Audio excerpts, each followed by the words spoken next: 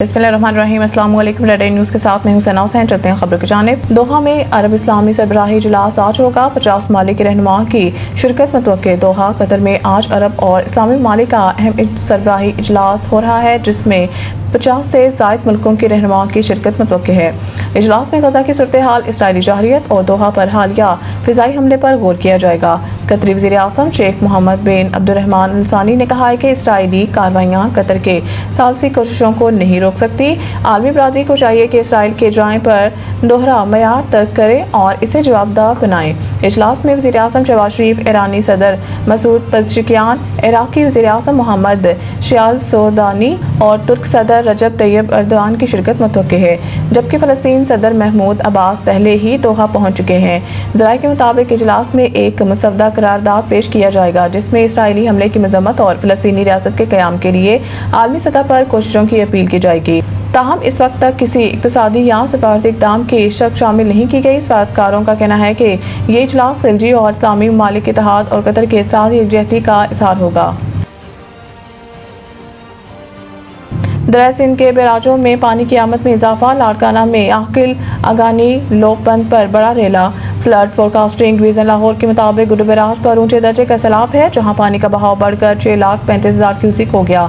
सके बैराज पर दरमियाने दर्जे का सैलाब है और यहां पानी की आमद 5,06,000 क्यूसिक हो गई। कोटरी बैराज पर निचले दर्जे का सैलाब है और बहाव 2,78,000 क्यूसिक रिकॉर्ड किया गया है। दरिया सिंध में कोट मिठन, राजनपुर, चाचड़ा शरीफ पर पानी की सतह 11.7 फीट पर आ गई। लाड़काना से वास्ती बंद के आखिर अगानी लोक बंद के मुकाम पर बड़ा रेला गुजर रहा है।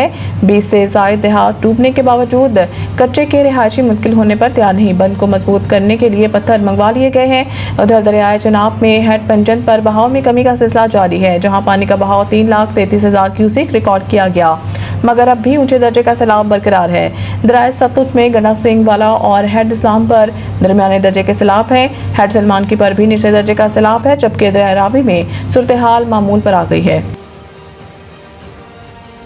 इमरान खान को एक और मुकदमे में सजा सुनाई जा रही है। अलीमा खान अडियाला जेल के बाहर मीडिया से गुफ्तगू करते हुए अलीमा खान का कहना था कि मैं आज भी मेन स्ट्रीम मीडिया से बात नहीं करूंगी, क्योंकि कैमरों के सामने 3-4 प्लांटेड लोगों को बदतमीज़ी के लिए भेजा जा रहा है। इनका कहना था कि मैं नहीं चाहती कि फिर इनको बदतमीज़ी का मौका मिले। हमारे कारकुन फिर इस्तेहाल में आएंगे और गिरफ्तारियां होंगी। 2 साल से मीडिया यहाँ कवरेज कर रहा है, किसी ने बदतमीज़ी नहीं की। अब प्लांटेड लोगों को माहौल ख़राब करने के लिए भेजा जा रहा है।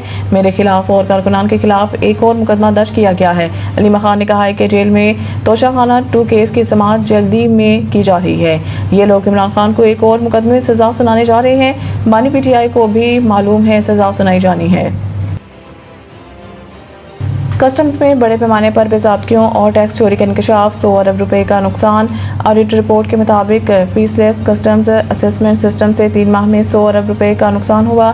13,140 गुड्स डिक्लेरेशंस में से 2,530 में संगीन बेज़ाब्तियाँ सामने आई हैं। 1,524 डिक्लेरेशंस में 5 अरब रुपए के टैक्स ड्यूटी चोरी के केसेस पकड़े गए।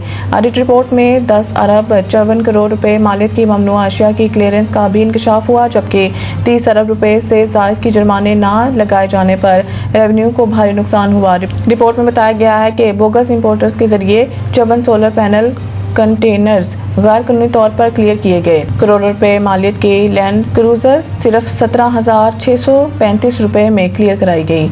ऑडिट रिपोर्ट में ये बात भी सामने आई कि गुड्स क्लियरेशन कैंसिल करके दोबारा फाइल करके टैक्स चोरी की गई। ऑडिटर जनरल ऑफ पाकिस्तान की रिपोर्ट में कहा जा रहा है कि ग्रीन चैनल के बढ़ते इस्तेमाल से प्री क्लियरेंस कंट्रोल्स महदूद होते जा रहे हैं। ग्रीन चैनल अब खुद खतरे का बायस बन चुका है।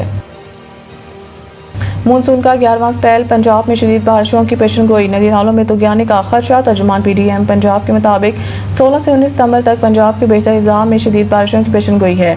PDMA पंजाब के तर्जुमान का बताना है कि मानसून स्पेल के तहत रावलपिंडी, मरी, गलियात, अटक, चकवाल, जेहलम, लाहौर, गुजरात और सियालकोट में बारिशें मुतवक्के हैं। इसके अलावा नारोवाल, हाफिजाबाद, ओकाड़ा, साहिवाल, कसूर, सरगोदा और मियांवाली में भी बारिशों का इम्कान है। तर्जुमान PDMA पंजाब का कहना है कि 18 और 19 सितंबर को रावलपिंडी, मरी और गलियात के नदी नालों के बहाव में इजाफे का इम्कान है, जबकि बड़े शहरों के नदी नालों में तुगयानी का खदशा है।